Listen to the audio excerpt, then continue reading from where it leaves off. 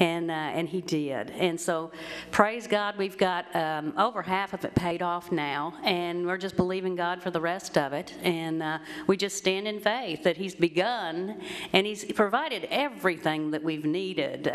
All the food, we've got freezers full of food. We give out food. Actually, we empty our freezers once a month. It's called the third Thursday of the month, where we empty all our freezers and hand it out to people from 6:30 to 7:30 at night. And that's why people, if they're working, that would be a good time for them to come. And so that's called our third Thursday program. Right. You know, that's so good that you mentioned that, because I was going to ask you how that you handle that, and also how do you handle, like, if an elderly household, like an elderly couple, would like you to deliver something to them or something like that? Well, you know, that's the beauty of this ministry, is everyone helps everyone. Right. And so there's been a number of people that have come and said, you know, Mr. So-and-such down here can't get out. Could I take him some food? And absolutely. And we've got one fellow, Charles, who's blind. And we have someone that goes and gets him and brings him to the mission because he wants to be around people. It's the fellowship that he really, really enjoys. And so we find that people serve one another by serving him. And so we get a lot of people that come taking care of, especially the elderly. And so it's wonderful to have everyone working together. Okay, and now let me ask you this. Say if you've noticed a family that might need more help, like counseling, or maybe just sit down and just really talk with somebody about their situations in life. Maybe seeing little children that could use help. Maybe they've been abused in a family or something like that. How do you handle situations like that? Well, prayerfully. I mean, that's the first number one thing you do is, Lord, what do I do? And, you know, we had, just to give you an example, we had, it was Christmas Eve, and we had a man that a couple of pastors from the downtown area sent him to the mission. And it was about 3 o'clock Christmas Eve. Everything was shutting down. The man had frostbite from being out. He was homeless, and there was no place for him to go. He couldn't get in the Salvation Army because he had already spent his time there, and so there was absolutely no place for him to go. And so here he was at the mission. I was wanting to get back to Lexington also for my family. Right. And I just literally, Lord, what do you want me to do? And, you know, a lot of times we don't have money to give someone. We don't have that, but we can pray for them. Right. And that's what we do. And so I said, Lord, what do you want me to do? And then one of our volunteers, his name is Bill. He was mowing our lawn, and he was just a faithful volunteer.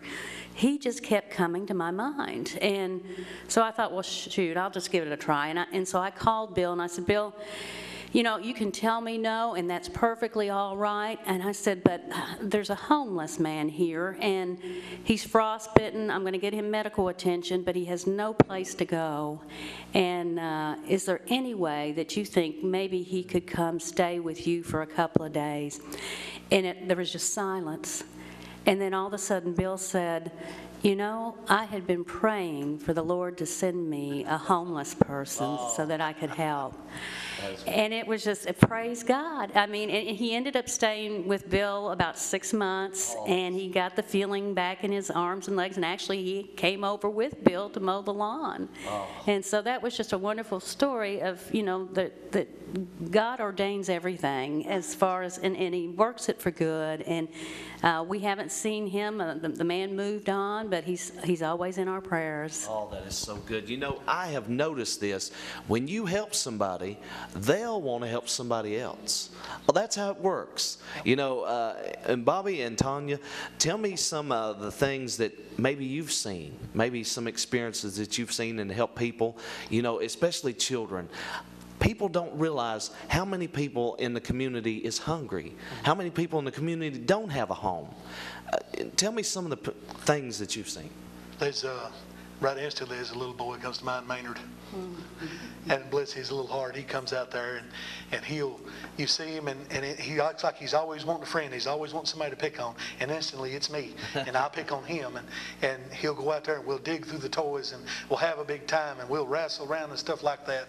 And I'm not saying he don't get that anywhere else, but I'm saying when he comes out there and I see him, instantly it raises my spirits. I mean, I see that smile on that youngin's face and I'm ready to, I'm trying to serve this as food and I'm picking on Maynard. And then I get a minute and I've got Maynard down on the floor.